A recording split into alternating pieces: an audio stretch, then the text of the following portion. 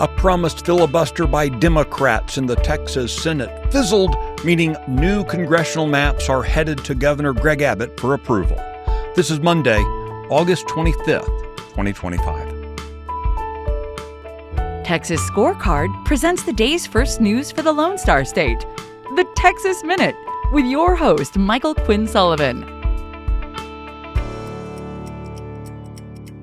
Thanks for kicking off your week with the Texas Minute. Our goal is to help you be more effective as a citizen by being better informed about what's happening in Texas's culture and government. To that end, let's jump into the news. Voters in the Hayes Consolidated School District are being asked to approve a property tax hike during the 2025 general election. District officials say the tax hike is needed to offset deficits resulting from operational and maintenance costs. Andrew McVeigh, who heads Texans for Fiscal Responsibility, said that the tax hike is irresponsible management. According to McVeigh, voters should insist on more accountability from the district, lower taxes, and fiscal discipline. Texas Court of Criminal Appeals decided last week that the Texas Ethics Commission is part of the legislative branch and doesn't have the sole authority to prosecute election crimes. This is a reversal from an earlier ruling on the same matter, and it now serves to rein in the power of what many describe as a rogue agency that's working to undermine Texans' First Amendment rights. The TEC was established in 1991 by a voter-approved amendment that added a provision to Article 3 of the Texas Constitution, which outlines the structure and powers of the state's legislative branch. Now, the agency has only two constitutionally defined functions. The first, to recommend legislative salary increases to voters, which it has never done, and the second, to set the legislative per diem reimbursement rate, which it does regularly. The rest of its powers were either assigned statutorily or taken on by agency fiat. The TEC has increasingly behaved like an executive agency, taking on the trappings of prosecutor. Much of the time, their actions take place in secret meetings hidden from public review and accountability. On Friday, Acting Comptroller Kelly Hancock announced the publication of proposed rules to implement the state's new Education Savings Account school choice program.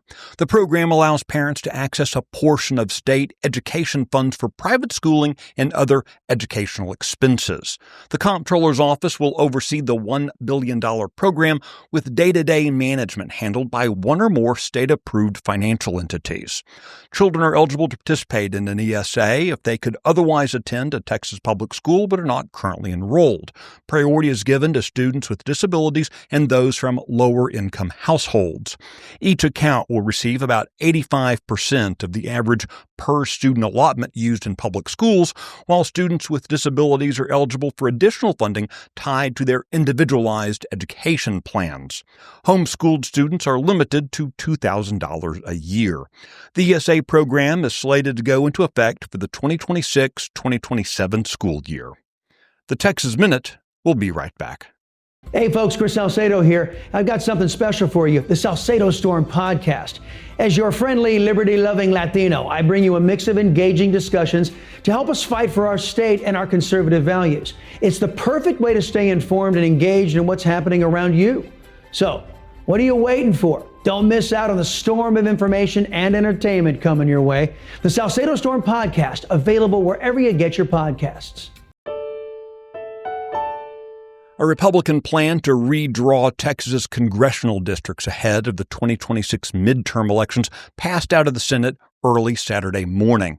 Senators passed the congressional redistricting plan on a party line 18-11 vote following hours of debate and a threatened filibuster that fizzled.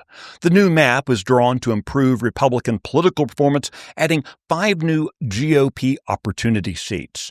Throughout the debate, Democrats pressed Republican State Senator Phil King of Weatherford on specific redistricting legalities and made it clear they intend to challenge the map in court. Many of their comments devolved into accusations of racism. Here's freshman Republican State Senator Adam Hinojosa of Corpus Christi taking on that charge. This is not a racial shift. This is a values shift. And no amount of shouting racism is going to change that. So let's stop pretending that this is all about race.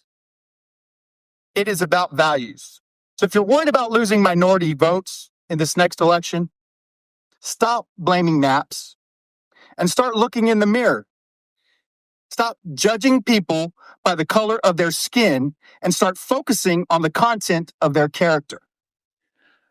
The new map is now headed to the desk of Governor Greg Abbott for his approval. You can find details on all the stories mentioned today and keep up with the latest news by visiting TexasScorecard.com. The Texas Minute's producer is Nick Shepard.